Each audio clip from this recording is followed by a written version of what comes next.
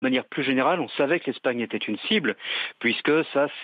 ressort des témoignages des quelques prisonniers de Daesh en Europe qui acceptent de parler aux autorités et qui se confessent, entre autres certains en Allemagne, qui disent qu'effectivement frapper l'Espagne, comme frapper l'Italie, qui n'a pas encore été, fort heureusement pour elle, est dans l'agenda des islamistes radicaux, peut-être pas au même point, au même niveau que Paris, parce que la France reste la cible principale, mais malgré tout, frapper l'Espagne manifestement fait sens pour les djihadistes. On rappelle que la situation, comme vous le disiez, est encore confuse. On a entendu dire effectivement ces rumeurs que le suspect ou les suspects seraient encore en fuite. Pourquoi l'Espagne, rappelez-nous, Claude Moniquet, serait ciblée?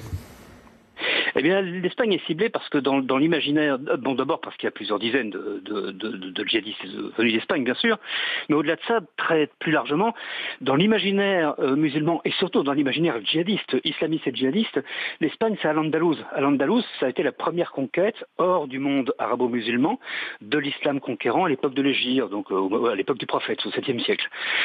Après, plusieurs siècles plus tard, l'islam a été chassé